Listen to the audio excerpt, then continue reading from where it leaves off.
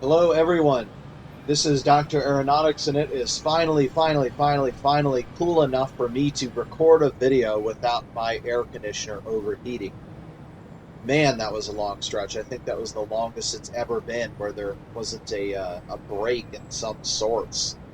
Anyway, today we are going to be operating the Penn Central Morning Congressional Train 131 from Baltimore to Washington, D.C., making no stops in between. What makes this a very special and the start of a bunch of very special runs historically are due to the fact that during the time I couldn't record, I have acquired a Penn Central Eastern Region Employee Timetable #1, which was in effect and probably used by some conductor or engine man from April 28th, 1968 into October for the government and employees only. Now, the thing that's so special about a 1968 timetable is a rule near the back that describes the speeds that engines are allowed to travel at. Rule 1157-G1 says that GG1 numbers 4883 to 4938 are allowed with cars to 100 miles per hour, and that is the fastest they have ever been allowed. So this timetable contains those exact speed limits, as well as some other instructions. For example, we also have instructions that if we're going to be operating over non-interlocked switches, so in other words, the ones coming in and out of the major terminals, we're going to be limited to 10 miles per hour if we operate against the current of traffic, which are tracks number 1 and 2, and that's per this timetable. That's where I'm getting all that information. 50 miles per hour. We are in the tracks are numbered from east to west. Southward uses tracks 3 or 4. Now, there's an interesting nuance. There's a rule for braking above 80 miles per hour. If you're going to brake above 80 miles per hour, you need to make a 25-pound initial reduction. Then you reduce the throttle notch to 2 and wait for the cylinder pressure to build up to 60 psi before you can start to reduce that. All of this information came from just perusing the Eastern Region timetable. I basically briefed myself in the same way that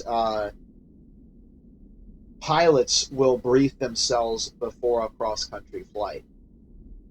And I'm going to be reading off the curves and bridges speed limits in real time as we go from the book. We are due to depart at 9:39, so we've got about 3 minutes to go. So we'll go ahead and get things ready. We have a clear signal here. Get the pantograph up.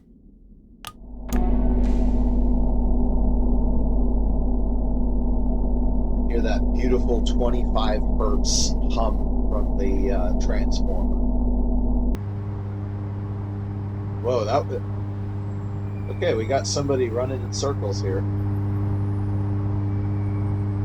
I don't think I've ever seen this. There's some goofy scripting for people in Train Simulator, but I don't think I've ever seen this before.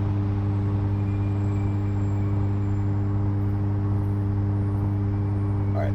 Okay, now he's finally acting a little bit more normal.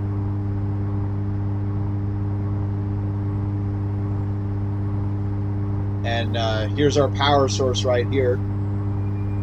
Very large double frame pantograph, which is collecting energy from the actually no, it was 12,000 volt, 12,000 volt, 25 hertz AC catenary. And I also got a book on the names of the different wires here. So I think the top one is the messenger.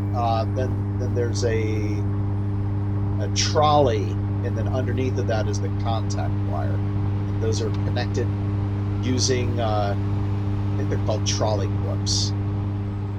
All right, let's see, we got 1 minute to go. Let's see, reverser. I always forget where that is right there.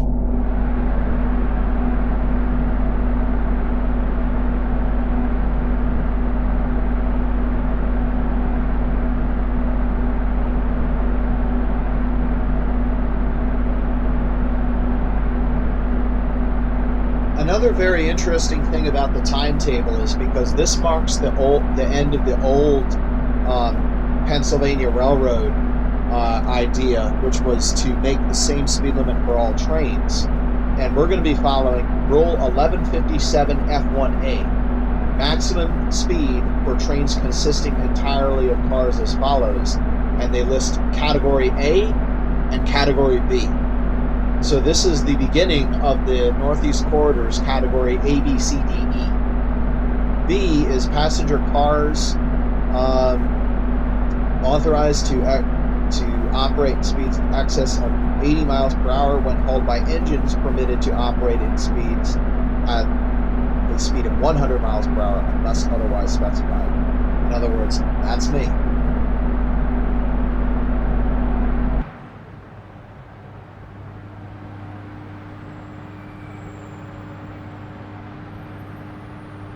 All right, doors should be closing very shortly. And there's a whole bunch of other things we're going to do along the way. All right, we are good to go.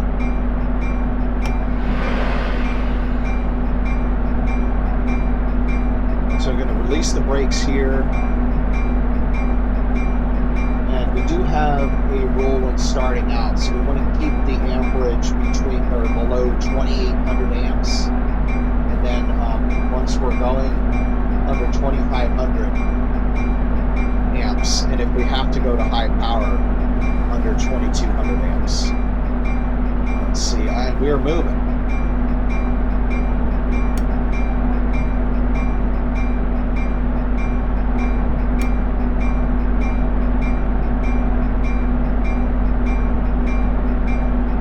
Need to be careful because the power will ramp up slowly as we accelerate.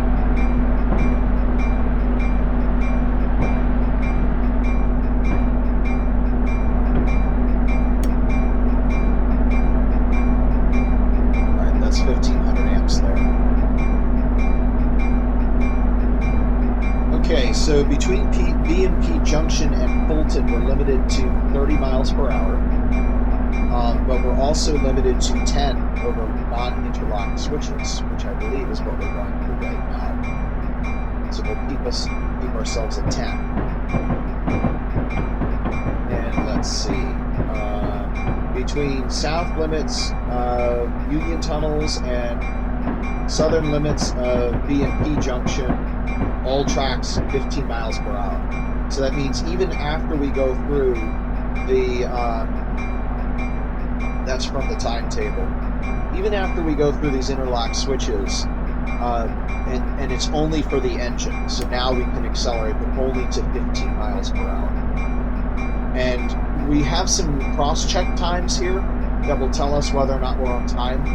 We're supposed to be at full at 9:44, which is the other side of the B&P tunnel. I don't think we're going to make that.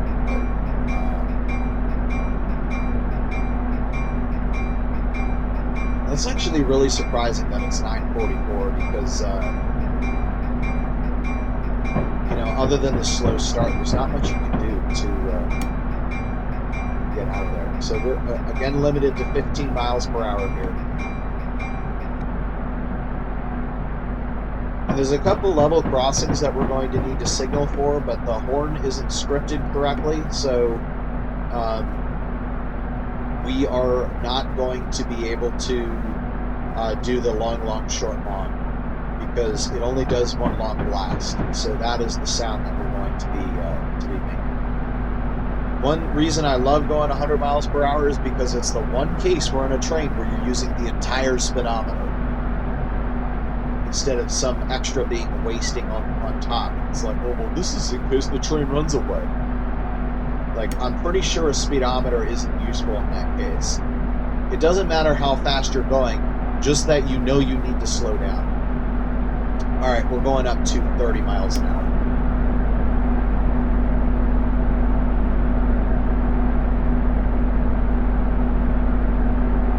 Need a little bit more current here to get up the hill.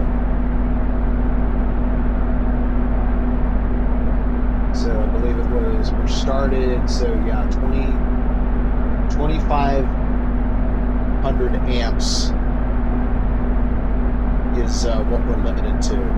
I think I might be able to go up one more notch.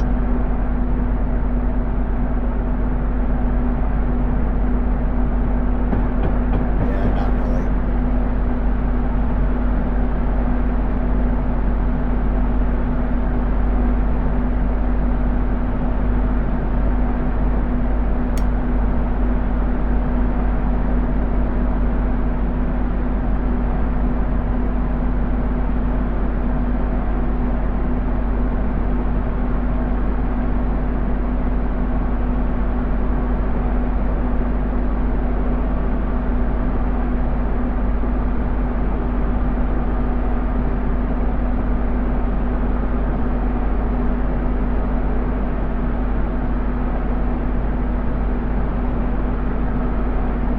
So it looks like we're going to be maybe 1 minute late. But I got to keep checking these things. So we're past the first restriction. Then there's number 1 and number 4. That does not apply to us. Curve at Fulton, number 2 and 3 tracks. So out of the tunnel, the next curve, we'll have to do 40 miles an hour.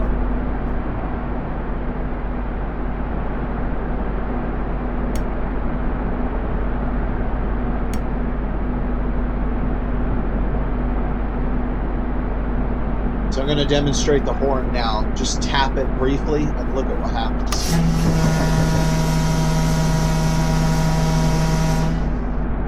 Yeah, that could have been scripted a lot better. Just to be clear, I just tapped the space bar and let go immediately.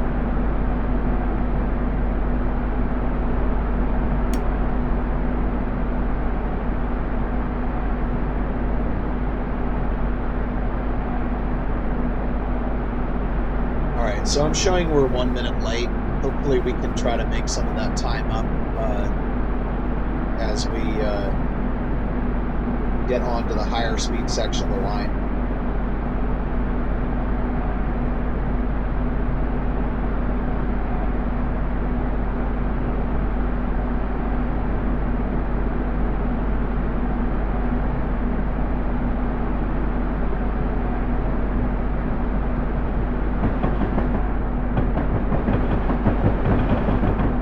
Okay, we're coming out of the tunnel now, so we're going to be limited to 75 miles per hour, but there's that curve. So 40. We need to make up some time, so let's really bring this power up as much as we can.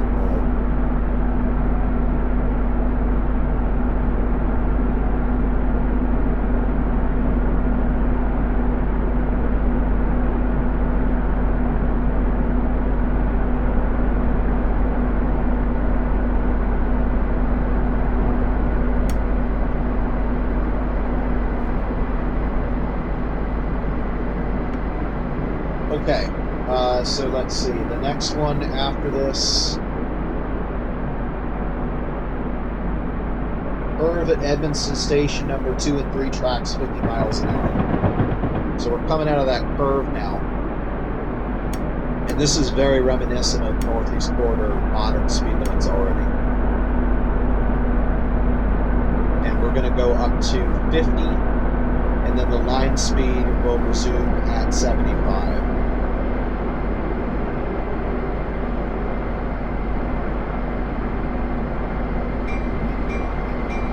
So this was the Edmonston Station back in the day.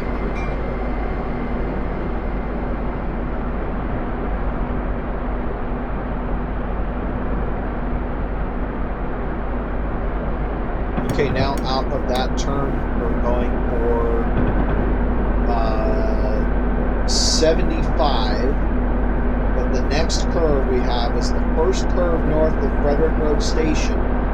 Numbers 2 and 3 tracks, 70 miles an hour. And they had stations everywhere back then. And this is 68, so this is when the railroads were starting to slow down.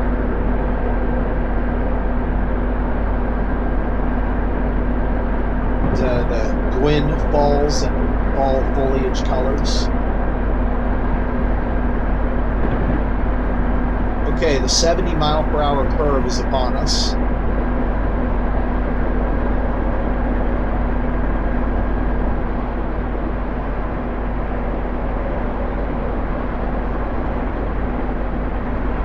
The next time that I have is Odenton. We're supposed to be there at 9:58 a.m. Okay, we're now good for 75.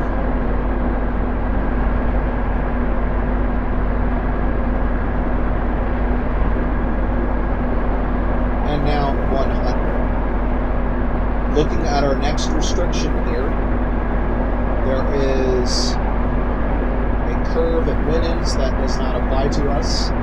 First curve south of milepost 106, south of Winans. Okay, so there's a 90. That is where BWI Airport rail station is in the modern day. So it looks like we're going to be really limited to this notch.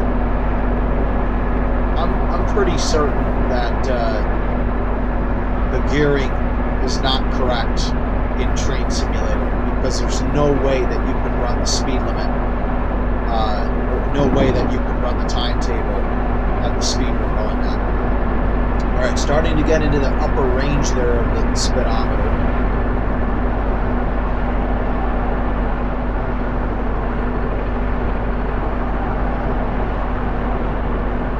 And at milepost 101.5, there's a level crossing.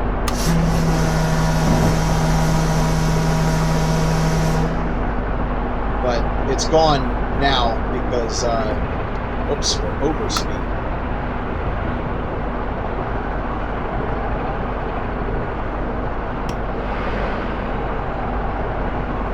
It's gone now because we're simulating the NEC. It's kind of unfortunate because if I want to simulate from this era, the GG1 in Train Simulator Classic is a great train, but conversely, in Microsoft Train Simulator, that GG1 is a little bit bare bones.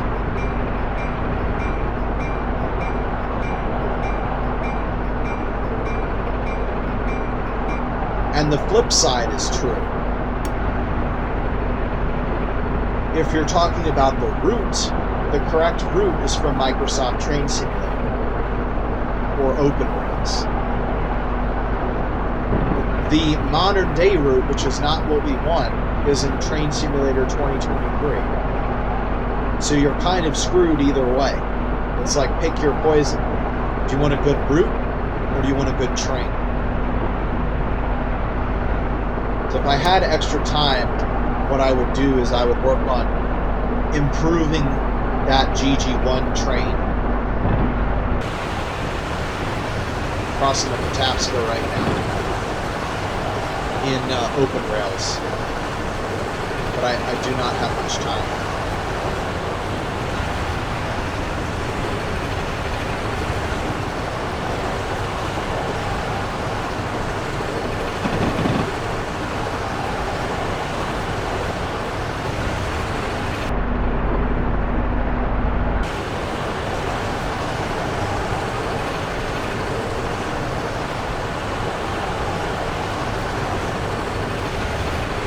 I'm gonna cut the power now, coming into that 90.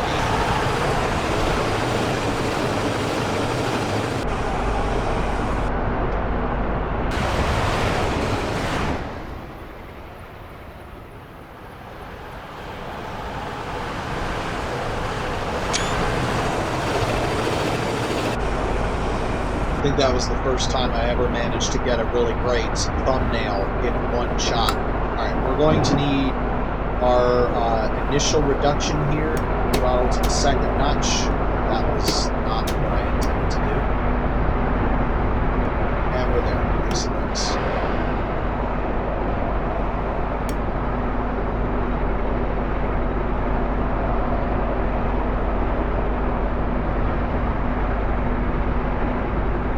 Okay, so after this curve, south of milepost 117, south of Odenton, there is a 90. And I believe that is what eventually became the Grove cut.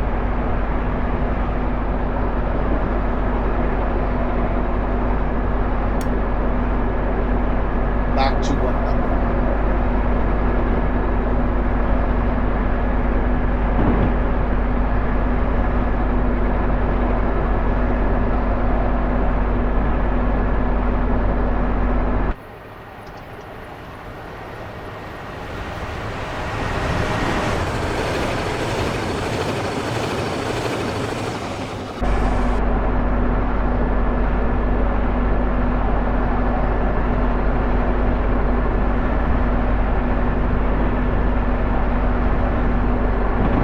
Be able to get our next time check at Odenton at 9:58. I think we're actually going to make it.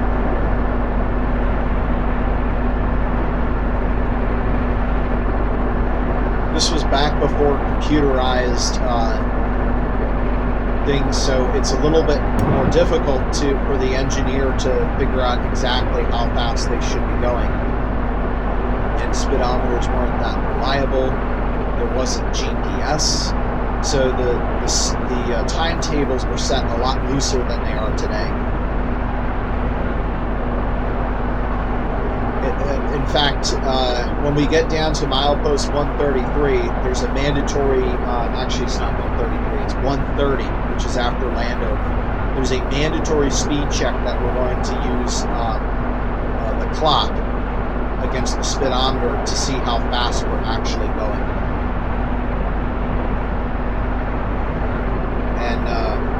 We're going to do it the way they did it in 68. We're going to go to a speed table that is in the book, and you look at how long it took you to go at that speed, and that will tell you your speed based on the time that it took you to go that one standard mile.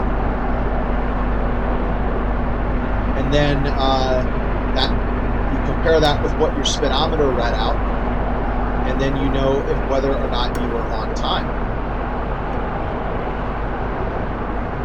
I'm sorry, you know whether or not your speedometer is working. And it makes me wonder if there was ever like somebody that was really fancy and be like, tables, I'm going to use a slide rule, you know, because a slide rule is going to give even more accuracy. It's too bad we're not stopping until Washington, because if so, I'd get out my aviation E6B and use my aviation slide rule to calculate how fast the train is going. Alright, years ago, we'd be going through what was known as Verne Interlocking, but it was moved to about a mile further south and called Grove. The next thing we're going to do is look for Odenton, time 9:58, that's the time we're going to see. And we're currently going through Grove Interlocking right now. Again, would have been Verne and a mile ago back in the day.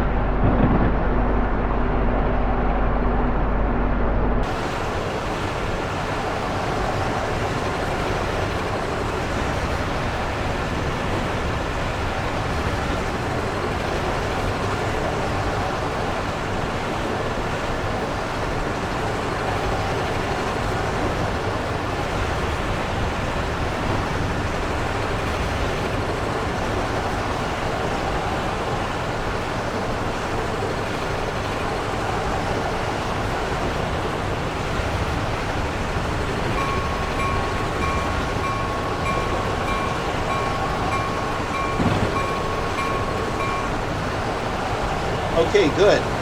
So it's 9:57 and 20 seconds. We were cross-checked here at 9:58. So we're still, we are now rather 40 seconds early. The next speed check will be at buoy at 10:04.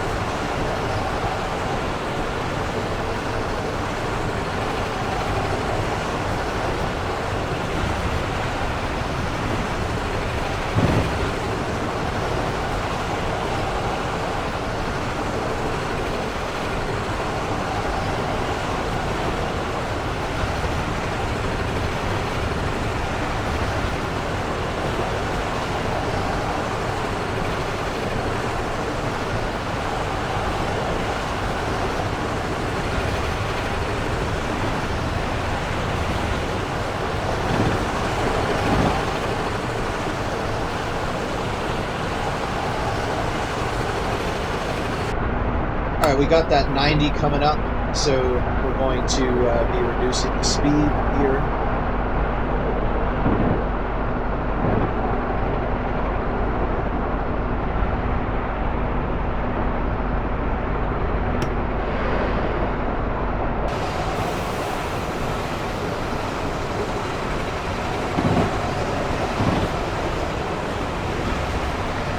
And here it is.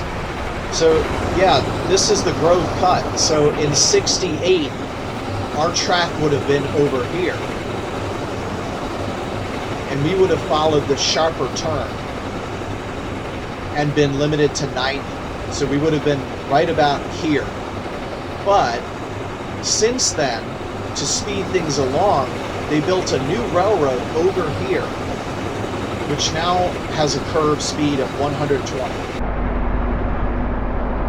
Of course, we're treating it like it's 1968, and we're taking that old path.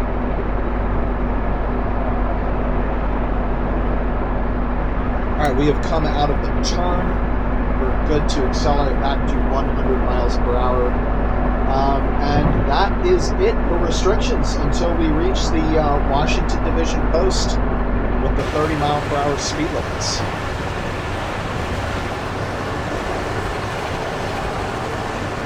This is the Patuxent River.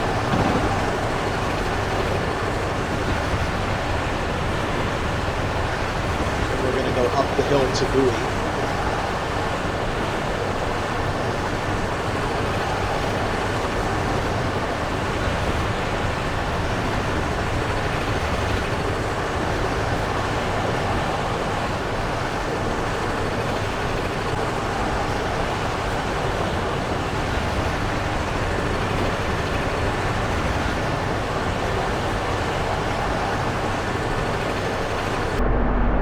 So it is important to note that the place where Bowie State is nowadays, that used to be the Jericho Park Station. So that does not count for our time. We have to reach where the Bowie Station actually was, which is milepost 120.5, and then that time becomes accurate.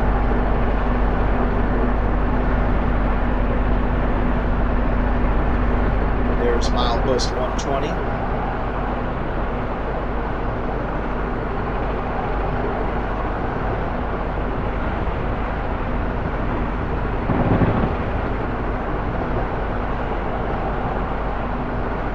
Okay, and here it comes, milepost 120.5, and the station was right here. So it's basically 10:02, and we're due at 10:04. So we are ahead of schedule.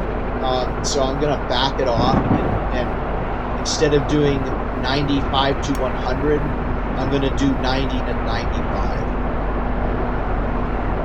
Okay, the next thing that we have to worry about is a level crossing at Seabrook, and then next time check we'll be able to make is at Landover at should be 10:10. Wait a minute. Yeah, 10:10.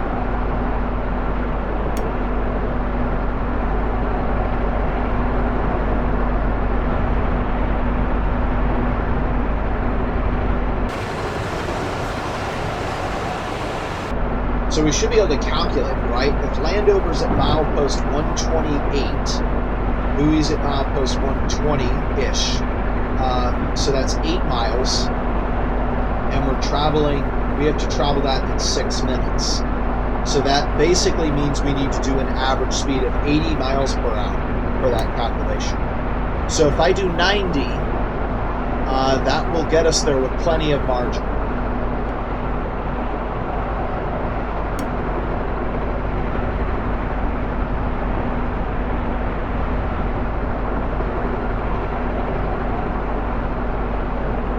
It's funny. I used to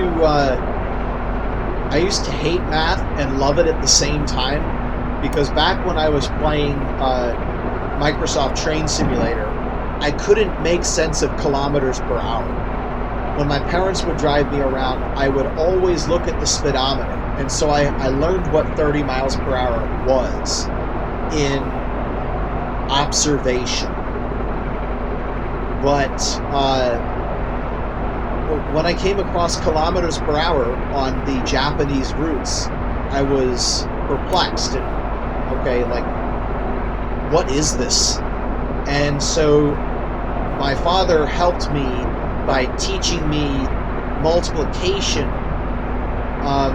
Before, we had to use a calculator because my mind wasn't developed enough to the point where I was able to carry it out myself. But then some point I did reach the mental capability to do it. All right, so we got Seabrook Road level crossing.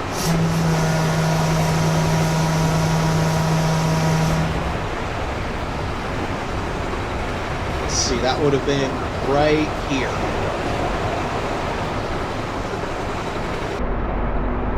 And so, yeah, I then was able to do it without a calculator before I was ever taught it in grade school. But then I got into algebra class and I'm like, oh, this algebra thing, it's so annoying. But the funny thing about algebra is, like, I've already been doing it and didn't really realize it. That's just mental math and me rearranging variables without even realizing it. The biggest thing with me in algebra was figuring out that letters could be numbers that are just not defined yet.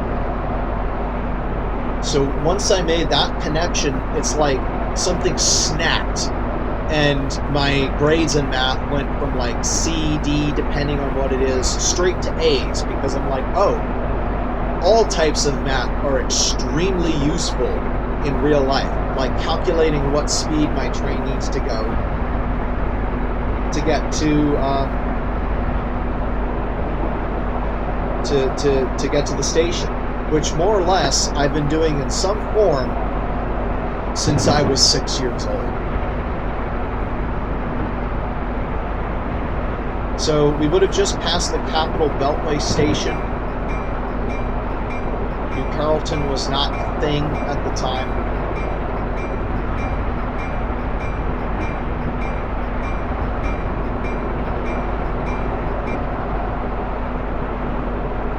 So what I'm going to do is aim to do 90 miles per hour past our speed limits, and we're going to use that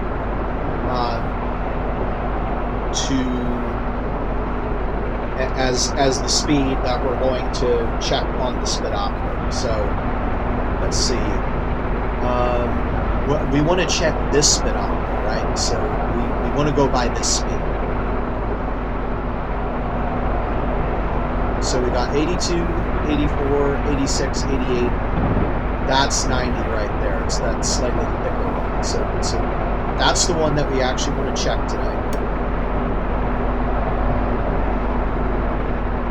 And let's see, we are coming up to Landover. We were due here at 10:10. It is 10:07. So we're 3 minutes early here. And there's the Landover interlocking tower, which would have been actually in service at the time.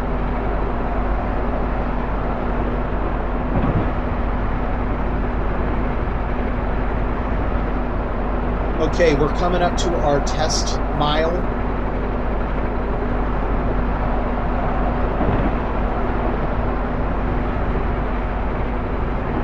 So what I'm going to do here is I'm going to write down the time, the minutes and the seconds when we pass that test mile post.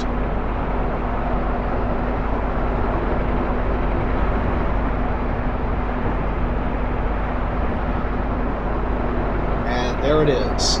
It is, oh, this is going to be great. 57, 58, 59, 0, 01, 08, 01. That's so close. It was just 1 second off.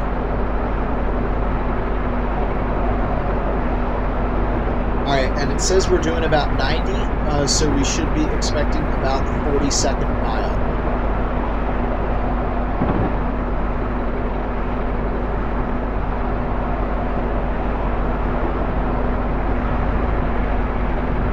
Still doing exactly 90, and here comes the end. All right, last check, we're still good. All right, 8:39, 8:40, 8:41, 8:42, 08:42. That means we did a 41-second mile. I'm now going to open up page 270. And it says on page 270 that if the speed was 40-second mile, we would have been doing 90. A 42-second mile would have been 85 miles per hour. We did a 41-second mile, which shows that our speed in miles per hour was 87.5, and we thought we did 90. So guys, guess what? We found that the speedometer is actually indicating 2.5 miles per hour below the actual speed. So there's an error. All right, we're coming up to the next thing. So milepost 133 will be 80 miles per hour. That is the milepost ahead. And it looks like we're going uphill. I think we should be just okay. Yep, we're gonna make it. Perfect. Okay, so we're now limited to 80 miles per hour until we reach the Washington Division post. At that point, the speed limits for the curve is going to be 30 miles per hour.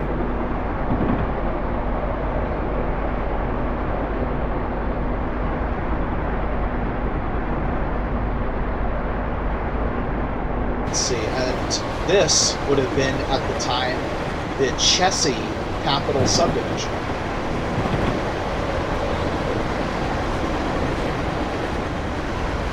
Oh, okay, we got an approach limited, so we're going to bring speed down to 45 miles per hour.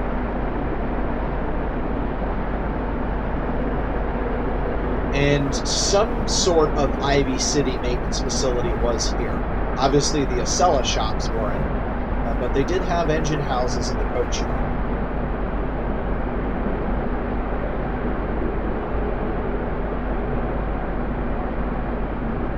Okay, next time check is New York Avenue at 10:17.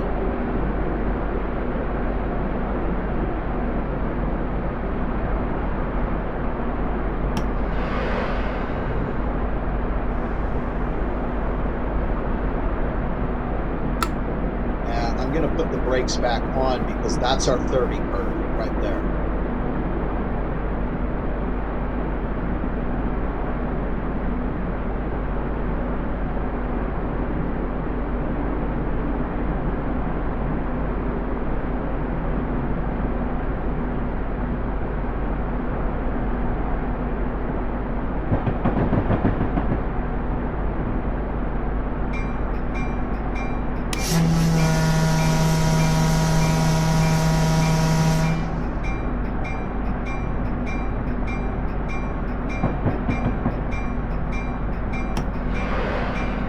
So unfortunately, the Washington terminal is not included in the Penn Central Eastern Region timetable number 1.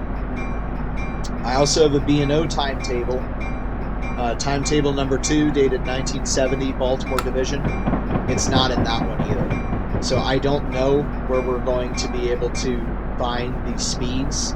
So I'm just going to assume that they are exactly the same way they are nowadays, which is 20 at signal bridge J, 15 at signal bridge H, and if our electric engine is going over non-interlocked switches, 10.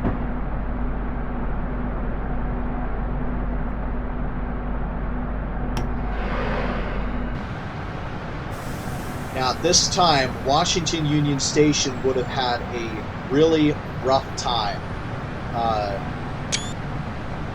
They had a restoration project in the 1980s. Before that, it was just trashy, and the parking garage didn't exist, and it was dilapidated. There was stuff falling from the ceiling. It was almost to the point where it had to be condemned. But thank goodness it was saved. And right now, it's looking about as good as it did in the 50s. And there's already talk about refurbishing it again. Okay, we're going into track 11, which means we're going to hit some ladder tracks. So I'm going to slow the train to 10 now.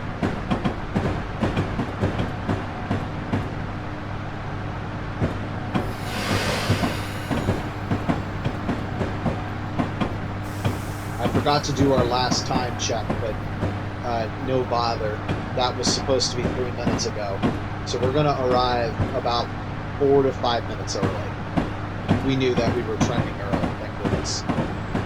So yeah, maybe those rules do apply.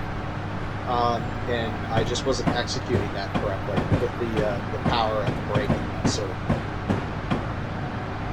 Alright, I think that was 15, we're on 14, 13, 12, 11. So I think we're going to move over 3 more. 14, 13, 12, 11. Should move over 1 more.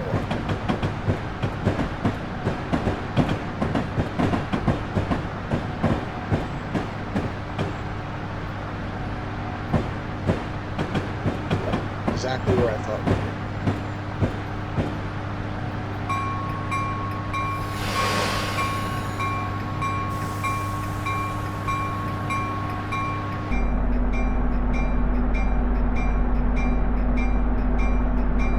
Wow, that was great. For once, it didn't feel like I was making up stuff for the 1960s passenger timetable, because I would use the 1976 Amtrak one. Didn't give it a lot of attention.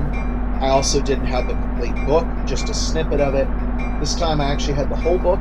I could read through the whole thing, see what was applicable to my run, see what wasn't applicable to my run, and make it appropriately. This covers as far north as New York, as far south as South End in Alexandria, and as far west as Harrisburg. So we can do New York to Harrisburg, we can do Philadelphia to Harrisburg, we can do Washington to New York, we can do New York to Washington, and if we had the Eastern Shore simulated, we could even do Delmarva simulation. But unfortunately, there was no train simulator route that has the Delmarva trackage.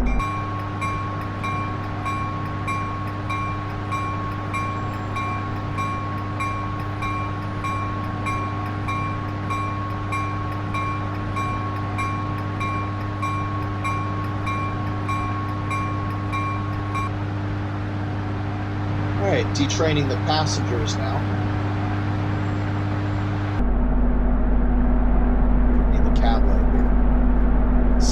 Light off. Go back to neutral.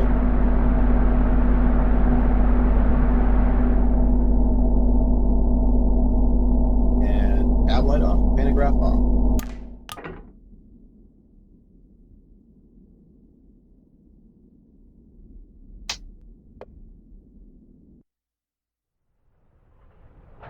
Let's see, modern day would have been speeding 4 times, depending on where you accelerate.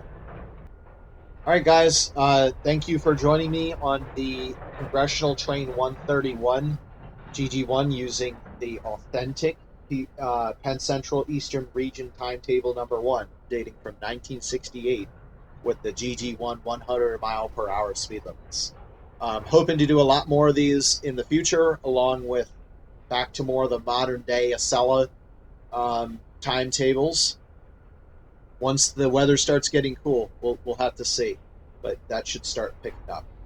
I've been Dr. Aeronautics. Thank you for joining me, and I will see you guys next time, hopefully not too much longer.